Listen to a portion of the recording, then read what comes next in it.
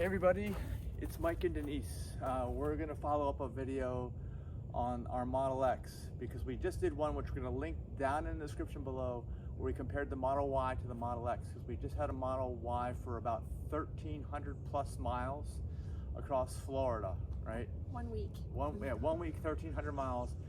And I want to in that video we kind of gave our impressions of getting into the Model Y and driving the Model Y and how it compared to the Model X. But now I just got back into the Model X, both of us did, and Denise is more from the passenger side of it, and I'm more from the driver's side of it, but I want to kind of give you right away my thoughts. Now keep in mind, in that other Model Y, it's 2 years old, 2.5 years old, 100,000 miles. This one is almost 8 years old and 300,000 miles. So there's some things about the tech that are a little bit different, but the basic design and the structure, the body is all the same, what you can buy new versus what's on the road. There's no difference in dimensions or anything like that. So right away I got back in the Model X and it's way smoother. I mentioned this in the video before, that it's smoother riding. I could tell getting into the Model Y, and it's similar. These have 22s, those had 20s. Actually, I said there were 21s in the video, but I was wrong. They're 20s in the Model Y, the upgraded rims. But they're the lowest profile tires, and this thing still rides better because of the air suspension. I didn't even mention that the suspension goes up and down. You can rise, get more ground clearance, which the Model Y doesn't have that much. It's definitely higher up than Model 3, but it doesn't have super high ground clearance. And something else about the ride is not just the regular smoothness of the ride or the soaking up of bumps, which is better here, right? You think? It absorbs bumps, yeah. Okay, but also turning, you can comment on this. When I turn in the parking lots that have like these low swales and stuff going up in it, there is a dramatic positive difference in the way this car handles that kind of stuff than the Model Y. I don't know if you noticed that. Yeah. When I was trying to work on my laptop from the Model Y, and every time he hit some kind of bump going around a turn into a parking lot, there was this jarring effect. And with this car, you barely feel it. Yeah, and her computer would go all over the place. I mean, I would try to stop stuff. Yeah, and this is wider too. That's another thing I noticed. The interior is definitely wider. Even when we're sitting, there's more room, elbow room and everything. So that's a big difference. Another thing I noticed too is the initial acceleration, because neither of these are performance models, right? They have the dual motors, front and rear, non-performance, and Model Y has the newer tech where you don't have to push the brake pedal to stop the vehicle. It stops 100% on its own. Sorry, I got a bug in my hair. I feel that. We're out in the wilderness here. There's a bug in my hair. It's gone now, I hope, anyway. And so Model Y is nice because even new Model X has the same front motor, even though it has a different motor in the rear. Okay, so I have the older style motors front and rear. New Model X has a newer style model front, and Model Y has newer style motors front and rear. Newer style motors let you let off the accelerator and you will stop, come to a complete stop, all right? Without having to hit the brake. Without the brake, that's right. So that's kind of annoying, having to push the brake. But what I noticed is, in the older style motors that won't allow you to stop without using the brake, you have to use the brake like Denise says, those have more instant torque and power. I can tell you, I mean, because this is a heavier car by like at least 1,000 pounds, and non-performance also. And I noticed right away, because the other one I had to kind of mash down harder on the accelerator, and I had to kind of wait, almost like had to spool up the turbo or shift gears, which it doesn't have a transmission. So they're both about the same speed though. They're both super fast cars. It's just like in day-to-day driving, this thing feels like it's got more power without having to do anything to it. And it rides smoother, right? And what else can I say? Oh, the HVAC, all right? We were having problems with that. That thing was so loud. I had to yell at somebody in the coffee drive-through we went through at the place. They were like, yeah, they were having to move up to me because they couldn't hear over the fan from this thing. Not only does it looks cool because it had that little strip of a vent, in the front, but it's not effective. It not only doesn't work well with just conditioning the cabin, it also is, you like yours at a certain temperature, I like mine at a certain temperature. It doesn't do as well on splits. This thing does way better with just splitting a different temperature. It's quieter on the inside, it's easier to use, and of course I've been maintaining this now, but mine's way older. But it's just so nice to have a system that's functioning too. That's another thing I noticed. you've had your air conditioner parts replaced too. That Yes. Y probably still had all the original stuff. Yeah, and go to TeslaHighMileageClub.com and click on the featured items at the top to learn how to clean your radiator / condenser, which I highly recommend that you do.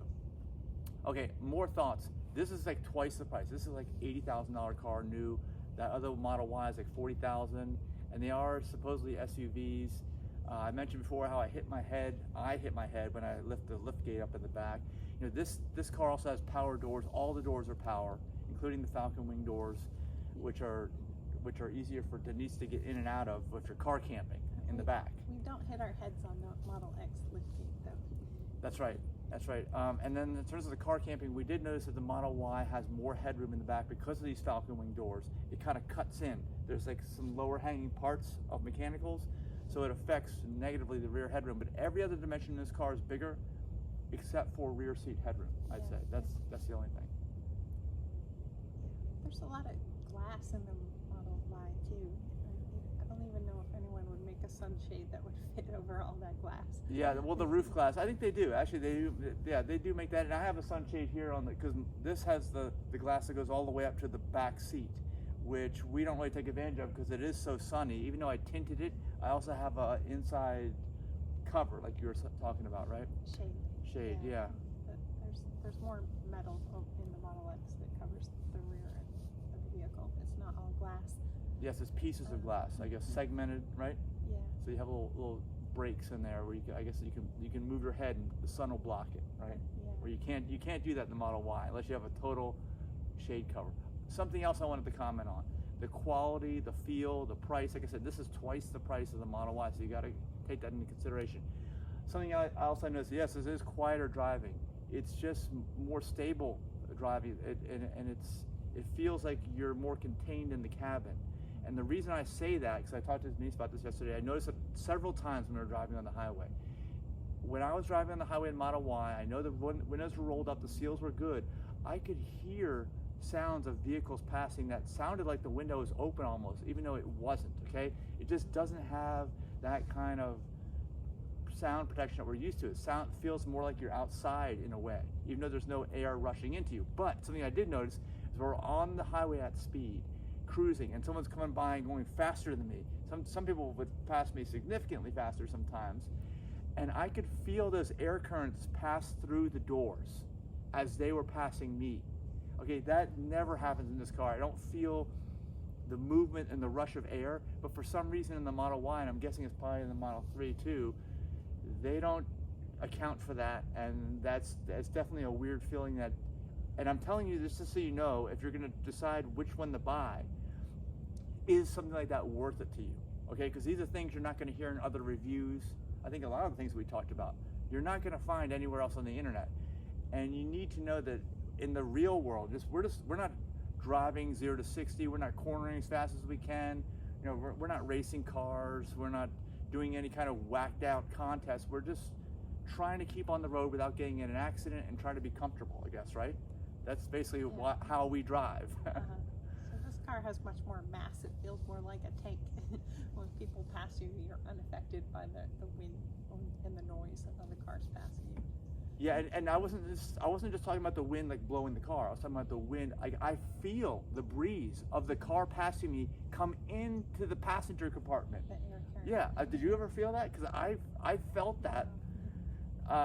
Yeah, I felt that when driving the Model Y, and I do not feel that at all in the Model X. And anything else? I miss the subwoofer from that Y. Oh, you like that? Okay, yeah. We don't have the sub. We can actually. I've seen people in the high mileage group have come on and say they bought the subwoofer and had some other component you had to plug in. Aftermarket? I think they got them off like a wrecked car. Oh, cool. So it is possible to upgrade because there's a space that's in the back that's not being used that we can't even use for storage, where the subwoofer goes. And I think the wiring's probably there, I'm guessing. I don't know. Yeah. If anybody knows, let me know. But that's We shall see. pretty much all Teslas now have subwoofers. I just didn't get it. It was another $1,000 or something to upgrade. And yeah, if I can get it off of a wrecked car now, it won't be anywhere near that amount of money, I'm sure. And that's the only way to upgrade your system is with genuine Tesla stuff that actually works with what they have, because they don't have any regular radios. It's not like back in the 80s or 90s upgrading your stereo. All right, so anything else we want to talk about? Nope. And of course, the autopilot is so much better to have the full autopilot, changing lanes and being aware of things. I would highly recommend, because driving the Model Y, the car knows way more than it's allowing itself to do. That's why I noticed to turn the turn signal off, and why I was turning it off manually and kept making it seem like I was going back in my lane. I was freaking people out all the time. But this doesn't happen like this. It knows a lot more. You weren't constantly getting alerts to keep your eyes on the road either. Oh, the door's open. I guess it's time to go. Yeah. I don't know why the door opened. Did you just push it? No, but I do have my key on me. And it was nice to get the live traffic updates again. Oh yeah, that's right, because we don't have all the data packages. You don't get that, and that's kind of annoying. Yeah, these are things that are just annoying. There goes the door. In just regular day-to-day driving situations, where just practical things. That's what I'm talking about. Practical things. There is a difference, and whether these differences make the difference to you in terms of what you want to spend. Oh, and of course, with Model X, there is a history of front driveline vibration issues, which you can solve mostly. That's kind of the more unsolvable problem, unfortunately, because it was built on Model S chassis, and Model S was originally a rear-wheel drive only chassis, and then they jacked it up and put another motor on the front. So anyway, also rear tire wear issues in the back. You don't really have those on Model Y, so you don't have either the driveline vibration issues or the rear inside tire wear issues, but you can correct those with the intuitive camber adjusting arms that you can buy and toe adjusting arms that you can buy, because they're not adjustable from the factory. But that's been fixed on mine.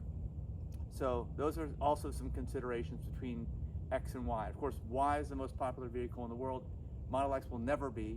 It just depends on what you want to do, because it's half the price.